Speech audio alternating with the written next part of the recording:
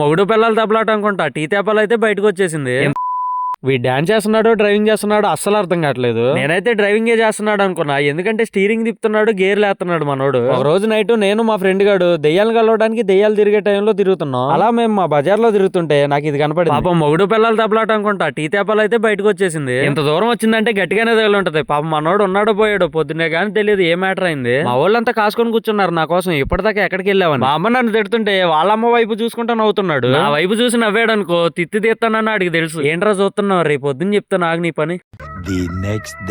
పడుకో జాగ్రత్తగా పడుకో, ఉందలే నీకు. నువ్వు నిన్న నన్ను చూసి నవ్విన ప్రతి నవ్వుకి సమాధానం చెప్పే రోజు వచ్చింది. ఏం లేదు మా వీడికి ఇంజెక్షన్ చేపిస్తున్నాం, వాళ్ళేమో పడుకుంటే చేయనంటున్నారు, వీడేమో పడుకున్నట్టు యాక్టింగ్ చేస్తున్నాడు. ఏదో అనుకున్నాలే కానీ మామ వాడు ఏడుతుంటే నాకు కూడా కళ్ళం నీళ్ళు ఆగలేదు. ఇంకా ఇంజెక్షన్ చేపించేసి తీసుకొచ్చేసాం. చింతలపూడి వెళ్తే బైక్ ఎలా వద్దో మీకు తెలుసు కదా, అందుకనే సర్వీసింగ్ ఇచ్చాను. ఈ అన్న గురించి మీ అందరికీ తెలిసే ఉంటది. ఈ అన్న సర్వీసింగ్ చేస్తే అప్పుడే షోరూమ్ లో నుండి తీసుకొచ్చిన బండిలా ఉంటది. మనిషి అయితే మంచోడే మావా, కానీ గుణమే టెంపుల్ సెట్ది. మళ్ళీ నా వీడియో నీ దాకా వచ్చిద్దో రాదో తెలియదు. ఇంకా నీతో చెప్పాల్సినవి చాలా ఉన్నాయి, నీకు వీలైనా వీలు కాకపోయినా ఫాలో కొట్టు మావా.